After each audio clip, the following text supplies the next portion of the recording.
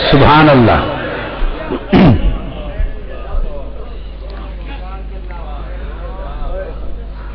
مت گھبرایا کرو اس طرح کی باتوں سے.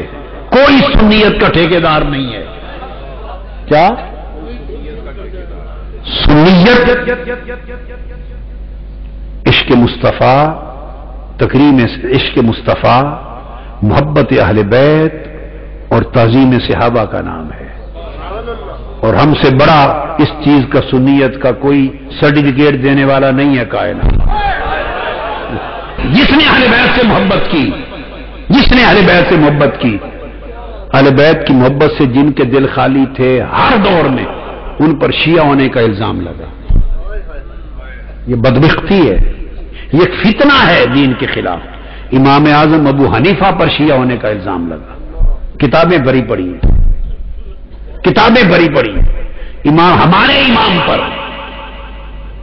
جن کا میں مقلد ہوں، میرا امام ابو حنیفہ، ان پر محبت اہل بیت کے جرم میں شیعہ ہونے کا الزام لگا. مجھ پر بھی محبت اہل بیت کے جرم میں الزام لگتا ہے. یہ امام اعظم کا فیض ہے. صحیح ہے.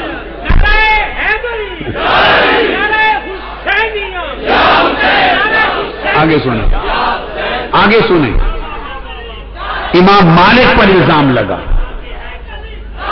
امام مالک پر الزام لگا. سنیں بیٹے، امام شافعی پر الزام لگا، امام احمد بن حنبل پر الزام لگا. اہل سنت کے فقہ کے کل 4 امام ہیں، چاروں پر محبت اہل بیت کے جرم میں تہمت لگی. اور امام شافعی پر تو یہ تہمت لگی کہ یہ رافضی ہیں. صرف شیعہ ہی نہیں، رافضی ہیں. امام شافعی نے اس کے جواب میں شعر پڑھا. اس نے کہا محبت اہل بیت میرا مذہب ہے، اور اہل بیت کی محبت سے اگر بندہ رافضی ہوتا ہے تو دنیا میں مجھ سے بڑا رافضی کوئی نہیں. امام شافعی کا شعر ہے. امام ہر کتاب میں درج ہے امام شافعی. اور امام شافعی اس صدی کے مجدد ہوئے اور کتب ہوئے. آپ سمجھے ہیں بات کو؟ کل ائمہ پہ لگتا رہا، اولیاء پہ لگتا رہا. ان چیزوں کی پرواہ نہیں کرتے. جس پہ الزام نہ لگے سمجھے وہ محبت اہل بیت میں کمزور ہے.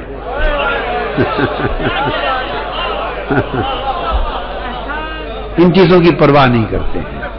ہمارا تو خدا کی قسم، ہمارا تو ایک ایک ٹکڑا حسین، حسن اور حسین کے جوڑوں کی خیرات کھاتے ہیں.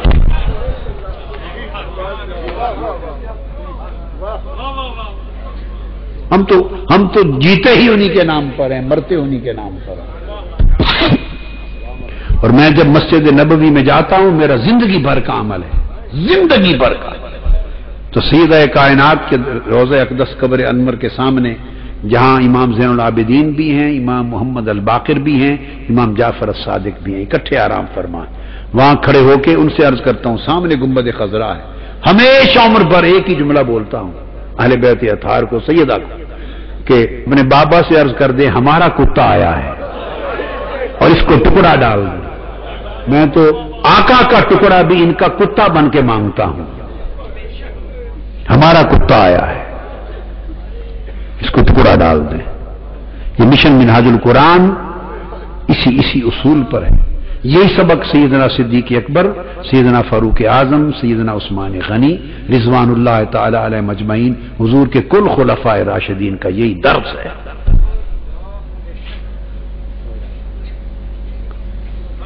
سیدنا امام حسین، امام حسن حسین شہزادے اور عبداللہ عمر فاروق کے چھوٹے صاحبزادے کھیل رہے تھے. چھوٹے معصوم بچے تھے. کھیلتے ہوئے آپس میں کوئی کشیدگی سی ہو گئی.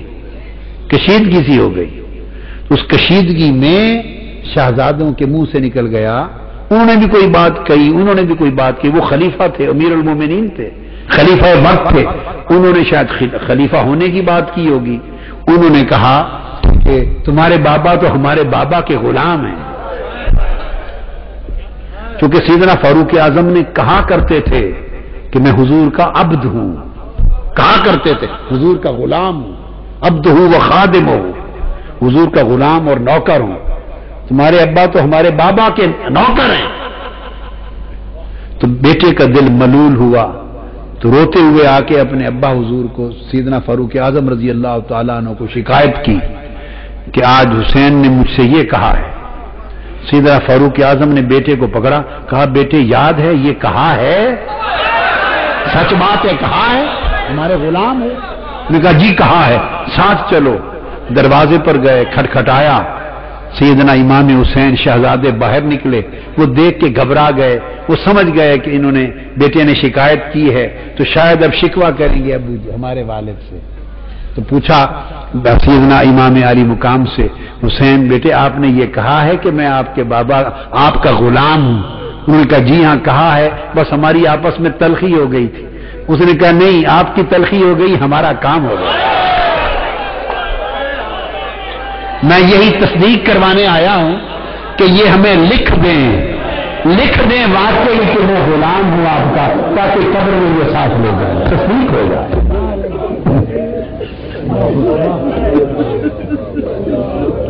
یہ ہے ایمان, یہ ہے عقیدہ, یہ ہے سنیت. اگر ان کفر اور ارتداد کے سرغنوں کو پہچان ہوتی کہ یہ حسین کون ہے تو کبھی کربلا بپا نہ ہوتا.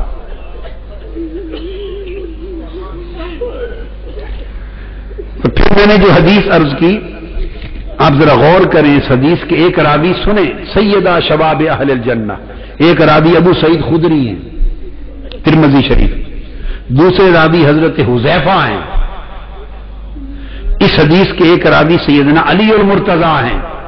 الحسن والحسین سیدہ شباب اہل الجنہ.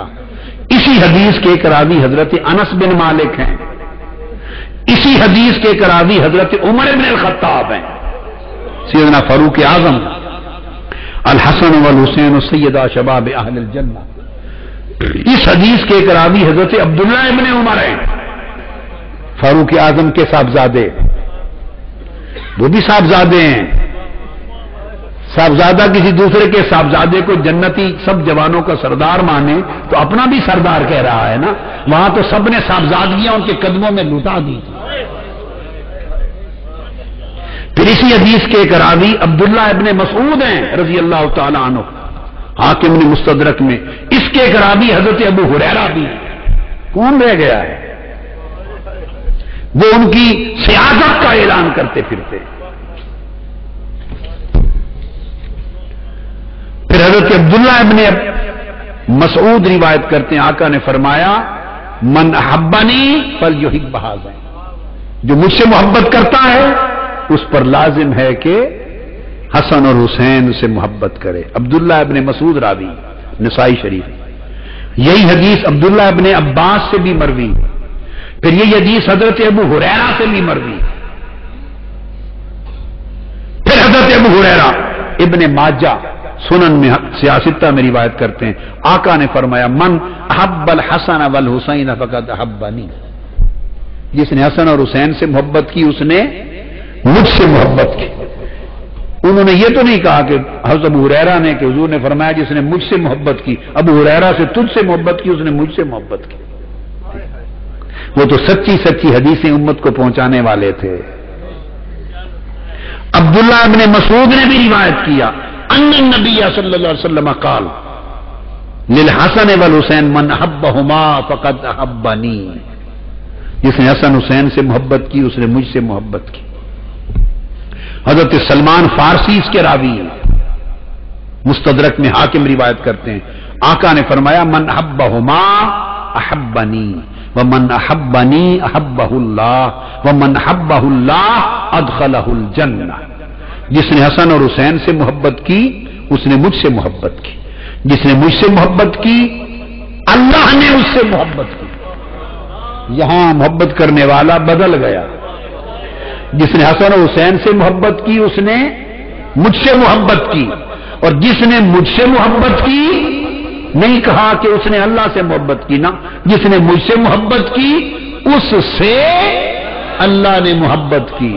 یعنی جو میرا محب ہوا وہ خدا کا محبوب ہو گیا, اور جس سے اللہ نے محبت کی وہ سیدھا جنت میں گیا.